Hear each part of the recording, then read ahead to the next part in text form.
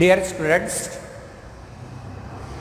in previous video what we learned, applications of uniform circular motion of the vehicle along the banked curve. Today we learn the second application of uniform circular motion, conical pendulum. Conical pendulum.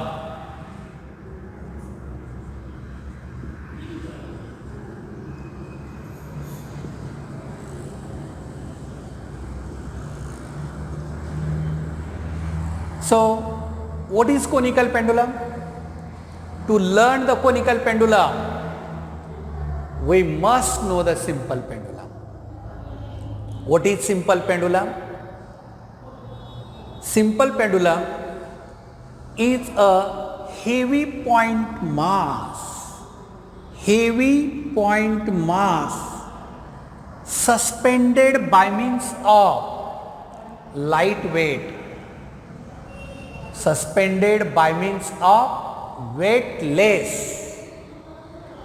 twistless, inextensible string from a perfectly rigid support. But practically this ideal simple pendulum does not exist.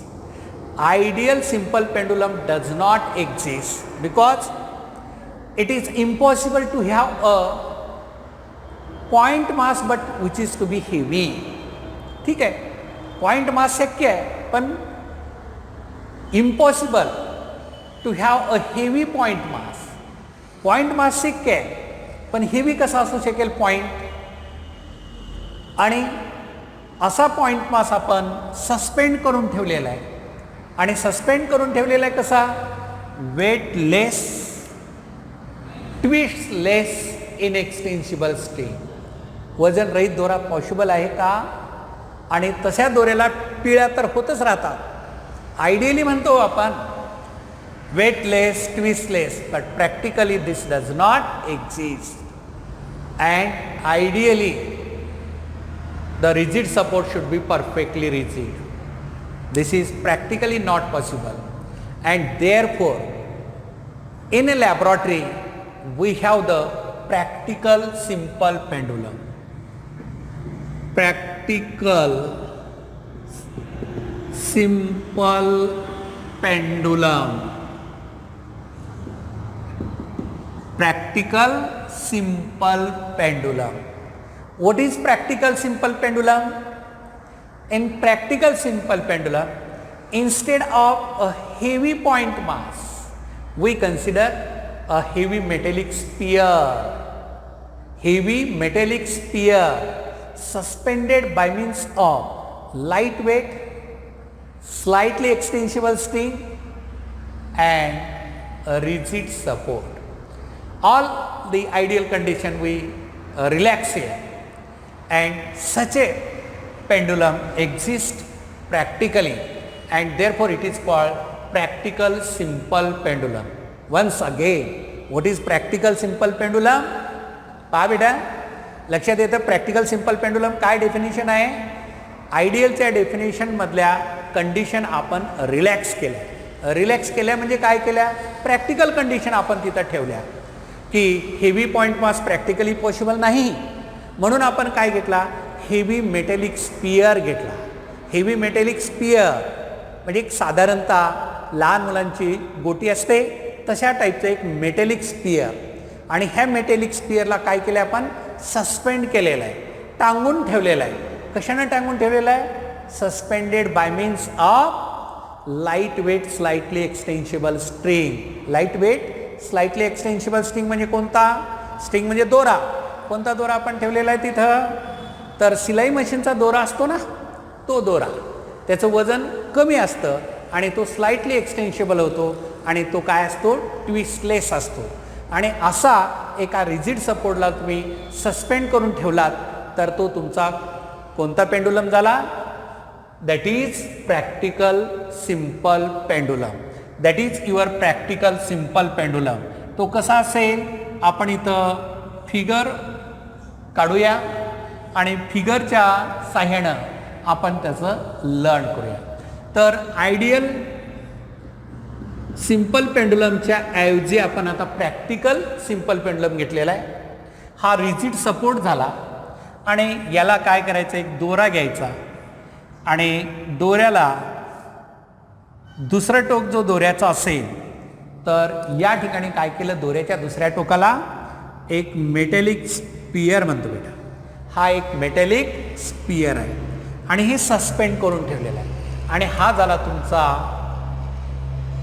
Ideal simple pendulum. आणि या ideal simple पेंडुलमला एका साईडला थोडं ओढायचं आणि सोडून द्यायचं. हा पेंडुलम काय होतो, ऑसोलेट होतो.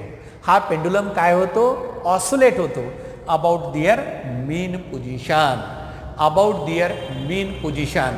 मग आता तुम्ही म्हणाल की ही सिंपल पेंडुलम, आपण तर वर काय लिहिलं हेडिंग, कोनिकल पेंडुलम. काय फरक आहे दोन्ही पेंडुलम मध्ये? कोनिकल पेंडुलम हा बेसिकली सिंपल पेंडुलम आहे, फक्त प्रोसिजरमध्ये फरक काय, तो पेंडुलम सरळ रेषेमध्ये ऑसोलेट केला, असा सरळ रेषेमध्ये ऑसोलेट केला तर तो कोणता पेंडुलम होतो, सिंपल पेंडुलम. आणि हाच सिंपल पेंडुलम, पाहता इकडे लक्ष द्या, हाच सिंपल पेंडुलम, ही पेन आहे असं समजा, इथे एक मेटॅलिक बॉब आहे असं सस्टेन करून ठेवलेलं आहे. याला कसं फिरवायचं आहे, हे असं कोन वर तयार झाला पाहिजे अशा पद्धतीनं फिरवलं तुम्ही इन अ हॉरिझॉन्टल सर्कल, त्यालाच आपण काय म्हणतो, कोनिकल पेंडुलम. लक्षात येतं काय, जर सिंपल पेंडुलमला स्ट्रेट लाईन पाथमध्ये असं तुम्ही ऑसोलेट केलात तर तो कोणता होतो, सिंपल पेंडुलम. परंतु याच सिंपल पेंडुलमला एका साईडला ओढलात तुम्ही आणि हॉरिझॉन्टल सर्कल अशा पद्धतीनं फिरवलात आणि एक कोन वर तयार होतो, कुठं, पॉइंट ऑफ सस्पेन्शनला, तर तो होतो conical pendulum. Let us tail what is the definition of conical pendulum. सांगा बरं मला आता काय डेफिनेशन असेल कोनिकल पेंडुलमची डेफिनेशन काय, अ हेवी मेटॅलिक स्पियर, काय घेतलं मी, heavy metallic sphere suspended by means of light weight slightly extensible string from a perfectly rigid support and revolve in a horizontal circle, revolve in a horizontal circle with constant angular velocity, with constant angular velocity is called as conical pendulum. तर पहा मित्रांनो, आता याच्या पुढे आपल्याला conical पेंडुलमचा diagram काढायचा आहे, त्याचे कन्सेप्ट आपल्याला लर्न करायचे आहेत, म्हणून तुम्ही माझ्यासोबत डायग्राम काढा. कसा डायग्राम काढायचा, सुरुवातीला हा इकडे, आता लक्ष द्या इकडे, एक हॉरिझॉन्टल लाईन काढा, त्या लाईनला अशा तिरप्या रेषा मारा, काय होईल ते, रिजिड सपोर्ट. इथं लिहायचं रिजिड सपोर्ट, कोणता, रिजिड सपोर्ट. त्यानंतर दोरा घ्यायचा, कोणता दोरा म्हटलं मी तुम्हाला, सिलाई मशीनचा दोरा असं घ्यायचा. एक एंड इथं फिक्स ठेवायचं आणि दुसऱ्या एंडला काय करायचं, एक छोटासा हेवी मेटॅलिक स्पियर घ्यायचा आणि या मेटॅलिक स्पियरला इथं सस्टेन करून ठेवायचं. म्हणजे असं सरळ एक रेषा काढा, अशी ही अशी सरळ रेषा काढा, कुठपर्यंत, या इथपर्यंत. हा हेवी मेटॅलिक बॉबचा सेंटर ऑफ मास असेल आणि याला काय करायचं आहे, डिस्प्लेस्ड करायचं आहे through small angle theta, large नाही, थ्रू स्मॉल अँगल थीटा असं याला डिस्प्लेस्ड करायचं आहे. आणि मग हा तुमचा इथं काय असेल, हा इथं डिस्प्लेस्ड पोझिशनला हा पेंडुलम असेल, असा डिस्प्लेस्ड पोझिशन, इथून याला असं डिस्प्लेस्ड पोझिशनला, आणि इथून सोडल्यानंतर हा अशा पद्धतीनं हॉरिझॉन्टल सर्क्युलर मोशन परफॉर्म करतो, हॉरिझॉन्टल सर्क्युलर मोशन परफॉर्म करतो. आता ही असेल हाईट, हा अँगल थीटा, आणि इथं जे असेल तर tension in the string T या डायरेक्शन, आणि याचं वेट जे असतं हे weight EMG acts vertically downward, आणि इथं याचा एक कॉम्पोनंट हा अँगल थीटा असेल तर इथं या अँगल थीटा येतो, आणि या टेन्शनचे आपण दोन कॉम्पोनंटमध्ये रिझोल्युशन केलेलं आहे, टी कॉस थीटा, आणि दुसरा कॉम्पोनंट जो असतो तो हा सर्क्युलर पाथ आहे याच्या सेंटरकडे येणारा, याला आपण म्हणतो T sine of theta. Weight जे असेल, पेंडुलमचं वेट जे असेल हे असं दाखवतो मी इथं, वेट ॲक्ट्स व्हर्टिकली डाऊन, आणि हा जो पाथ असेल हा सर्क्युलर पाथ असेल, आणि याचा रेडियस आर हा रेडियस असेल. पेंडुलम ॲट रेस्ट असेल तर वेट जे असतं EMG acts vertically downward direction. This is the centre of gravity and this is the tension in the string. पहा, फिगर अत्यंत व्यवस्थित काढायचं. फिगर झाल्यानंतर पुढे डेरिव्हेशनचा जो पार्ट असतो तर त्या डेरिव्हेशनच्या पार्टमध्ये आपल्याला काही सुद्धा अडचण येत नाही. पहिल्यांदा फिगर क्लिअर झाली पाहिजे. तर पहा बेटा, परत एक वेळेस मी तुम्हाला सांगतो, फिगरमध्ये काय काय दाखवलेलं आहे, कशा पद्धतीने याचं डिस्क्रिप्शन आपल्याला लिहायचं आहे. तर पहिल्यांदा काय करा, फिगर काढा आणि एक 2-3 वाक्य फिगरचे डिस्क्रिप्शनमध्ये कसं लिहायचं हेही तुम्हाला मी एक्सप्लेन करतो. हा ही बेसिक कन्सेप्ट आहे.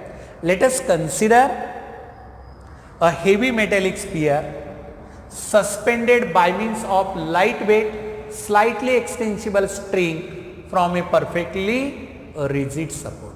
From a perfectly rigid support.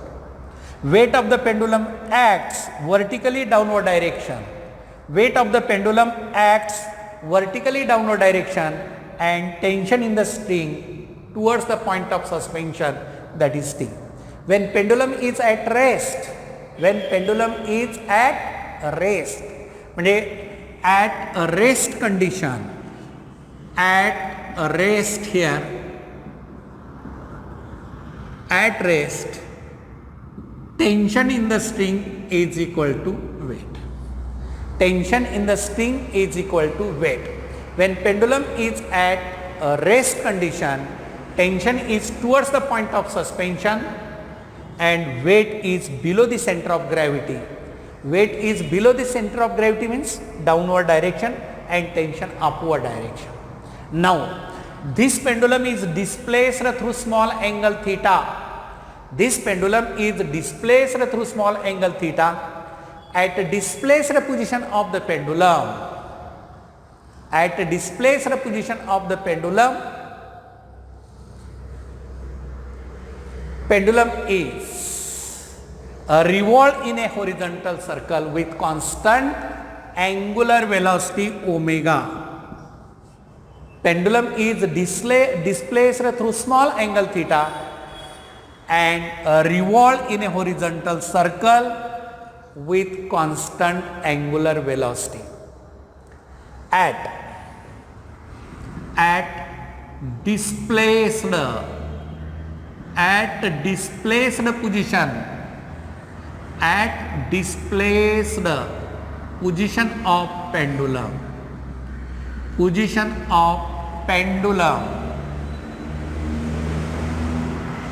at displaced position of the pendulum, tension in the string, tension in the string is resolved into two components. Resolved into two components. लक्षात येतं, tension जे आहे ते कुठं आहे नेहमी, it is always directed towards the point of suspension. पहा बेटा, इथं हे टेन्शन असं ओढतं कुणाला, या पेंडुलमला, आणि वेट व्हर्टिकली डाऊनवर्ड. म्हणजे कसा झाला, एक फोर्स असा झाला टी आणि दुसरा वेट असा झाला एम जी. आहेत काही बॅलन्स कंडिशन? नाही. मग अशा वेळेस काय करतो आपण? रिझॉल्व करतो टेन्शनचे दोन component. Now tension is resolve into to components. Number one, पहिला कॉम्पोनंट कोणता सांगा? टेन्शनचे दोन कॉम्पोनंट. हा अँगल थीटा असेल तर इथला अँगल थीटा आहे. तर टेन्शनचा एक कॉम्पोनंट ज्याला आपण टी कॉस थीटा म्हणतो, तो टी कॉस थीटा काय? Vertically upward direction. That is T cos theta vertically upward direction.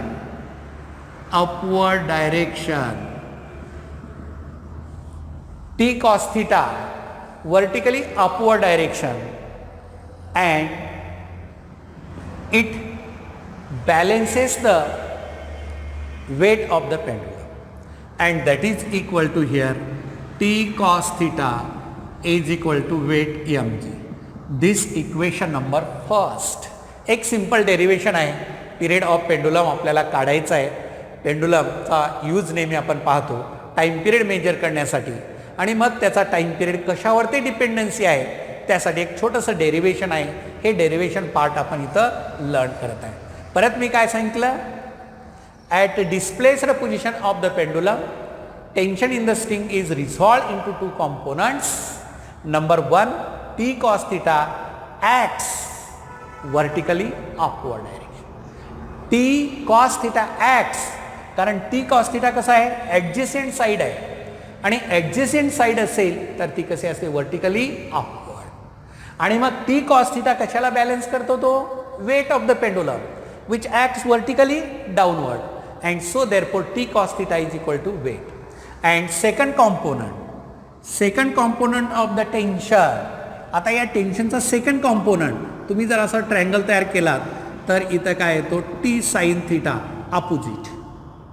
थीटाच्या समोरची बाजू जी असेल त्याला आपण अपोजिट साईड म्हणतो, आणि ही अपोजिट साईड जी असेल तर टी साईन थीटा, आणि टी साईन थीटा याला पॅरलल आपण इथं घेतलेला आहे.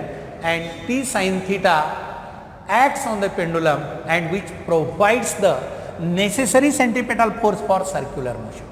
Pendulum is revolve in a horizontal circle.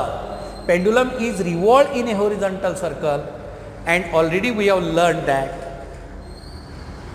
motion is in a circular motion, then centripetal force must act on it, and that centripetal force is provided with any real interacting force. मग centripetal force कोणता आहे इथं? m square upon r.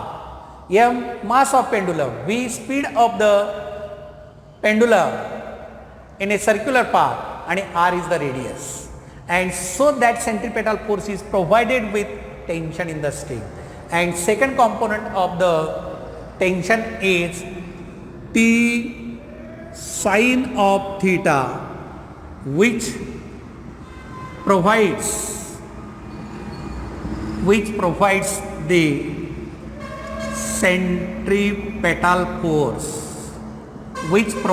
the centripetal force, that is mv square upon r is equal to mv square upon r, that is t sine of theta is equal to mv square upon r. Horizontal component of tension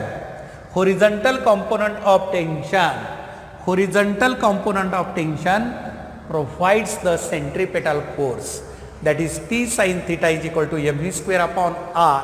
Now this is equation number 2. आला का बेटा लक्षात? परत एक वेळेस repeat करतोय तुमच्यासाठी मी. Tension in the string is resolve into two component. Number one, T cos theta which provides weight, and another component T sin theta which provides the necessary centripetal force for circular motion. And therefore here what is our objectives? To find the speed of the conical pendulum in a horizontal circle, and therefore divide equation second by first. Here divide equation number second by first. सेकंडला काय करायचं, फर्स्टनं divide करायचं, म्हणजे काय येईल, M V square upon R divided by M G is equal to काय येतं, T sine of theta divided by T cos theta. पहा हे एम आणि एम कॅन्सल होऊन जातं. Mass of the vehicle mass of the pendulum. आणि मग इथं आपल्याला काय टी आणि टी कॅन्सल झालं, sine theta upon cos theta tan theta. आणि मग आपल्याला काय आलं, v square is equal to r g tan theta. What is v, speed of the conical pendulum along the horizontal circular path, and this horizontal speed depends upon a radius of circular path, angle tan of theta, angle of tangent of the theta, and our aim is to find the time period. But we know that what is the relation between linear velocity and angular velocity? Already we have learned v is equal to r omega, and therefore omega is equal to v divided by r. What is omega? Angular velocity of conical pendulum. Angular velocity of conical pendulum, and this angular velocity omega is equal to root of r g tan theta divided by r. लक्षात आलं, या इक्वेशनमध्ये v ची किंमत ठेवली, omega is equal to, instead of v what we put its value. What is the value of v, root of r g tan theta divided by r. आता काय करा, मध्ये न्या, रूटमध्ये आर नेलात तर काय होतं, ते आर स्क्वेअर होतं, and that is root of r g tan theta divided by r square, एक आर कॅन्सल. आणि what remain here, omega is equal to square root of g tan theta divided by r. Omega is equal to g tan theta divided by r. What is omega? Omega is the angular velocity. Then what is tan theta? From geometry of figure, पहा figure कडे लक्ष द्या. From geometry of figure, tan theta opposite side upon adjacent. What is opposite side? R. इथून इथपर्यंतचा R, radius circular path, upon adjacent side H. From geometry of figure, tan theta is equal to R by H, and therefore omega is equal to G. आता tan theta च्या ऐवजी काय ठेवायचं, R divided by H, R divided by H, आणि इथं परत हे R as it is. काय आलं, आणि हे R आणि R आपल्याला इथं कॅन्सल झालं, आणि इथं आलं G divided by H. Omega is equal to G divided by H. Omega is equal to G divide by H. What is H? Height of the pendulum. H is the height of the pendulum. आता from here what is H? किंवा आपल्याला time पिरियडचा formula काढायचा आहे. Omega काढल्याशिवाय time period काढता येत नाही. म्हणून by definition off period, by definition off period, लक्षात येतं. सांगावर बेटा काय, ऑलरेडी अगोदर लर्न केलेलं आपण. What is the definition of the period? Capital T, time period, time required for the pendulum to complete one revolution. Time required for a pendulum to complete one revolution is called as the period, and that is equal to, time period is equal to T is equal to 2 pi by omega. आलं का रे लक्षात? हे काय तर 2 पाय, एक revolution मधला angular displacement. एका रिव्होल्यूशनमधलं अँग्युलर डिस्प्लेसमेंट किती असतं 2 पाय आणि त्याची वेलॉसिटी किती आहे अँग्युलर वेलॉसिटी जी आहे ती ओमेगा आहे. हां मग आता पुढे आपण काय करायचं या टाईम पिरियड ओमेगाची किंमत इथं ठेवून टाकूया आपण. या इक्वेशनमध्ये जो ओमेगा आपण काढलेला आहे काय ओमेगा आलेला आहे root of g divide by. तर पहा इकडे आता काय T is equal to 2 pi by omega. ओमेगाची किंमत किती आली root of g divided by h is equal to 2 pi root of h divide by g. T is equal to 2 pi root of h divide by g. Simple formula काय आला T is equal to 2 pi root of h by g. Time period of conical pendulum depends upon height of the conical pendulum and acceleration due to gravity. Again we can simplify this equation from the geometry of figure. पहा परत geometry of figure. H काय ही adjacent side आहे या right angle triangle मध्ये.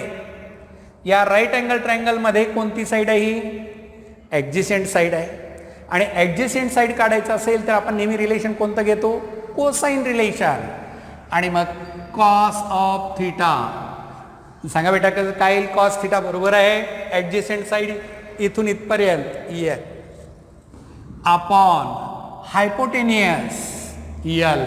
आता इथं hypotenuse म्हणजे हे लेंथ ऑफ कोनिकल पेंडुलम इथपर्यंतच्या असत्या लक्षात ठेवा. पॉइंट ऑफ सस्पेन्शन पासून डिस्प्लेस्ड पोझिशन पर्यंतची लेंथ असते कोनिकल पेंडुलमची आणि मग आपल्याला इथं आलं h is equal to l cos theta आणि मग T is equal to 2 pi root of l cos theta upon जी.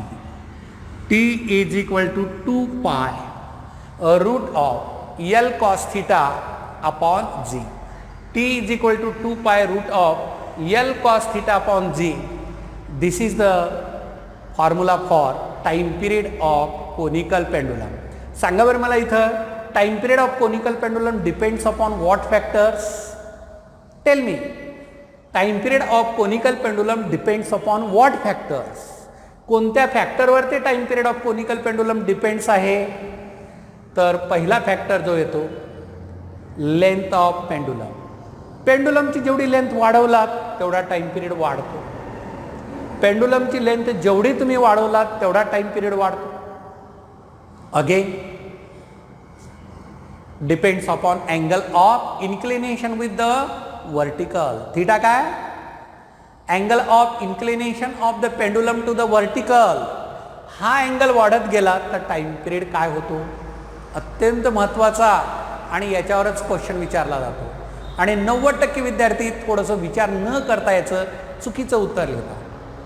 पहा बेटा थीटा वाढत गेला तर कॉस थीटाच्या किमती काय होतात कमी होतात वाढत नाही. म्हणून थीटा वाढत गेला तर टाइम पिरियड कमी होतो. आपल्याला जरी वाटत असेल T directly proportional to cos theta आहे आणि कॉस थीटा आणि थीटा इन्व्हर्स आहे म्हणून इथं आपल्याला कळलं पाहिजे की थीटाच्या किमती वाढत गेल्यात तर कॉस थीटाच्या किमती कमी होतात म्हणून टाइम पिरियड कमी होतो. लक्षात राहील हा महत्त्वाचा पॉईंट ट्रेस देऊन सांगत आहे as theta increases cos theta value decreases and hence time period decreases and it also depends upon acceleration due to gravity at a given place. acceleration due to gravity at a given place तर दिलेल्या प्लेसला acceleration due to gravity जे असेल ती जर वाढत गेली तर time period कमी होतो. आणि important point time period of conical pendulum is independent of mass of the pendulum. पेंडुलमचा मास तुम्ही 1 gram 2 gram 3 gram 4 gram 5 gram 6 gram असं कितीही घेतला तर टाइम पिरियडवर ते काही फरक पडत नाही. Time period of simple pendulum is independent of mass of the conical pendulum. So these are the factors which affects the conical pendulum. So that you must remember this formula. आता important फॉर्म्युले कोणते आहे T is equal to 2 pi root of L cos theta upon G. T is equal to 2 pi root of H upon G.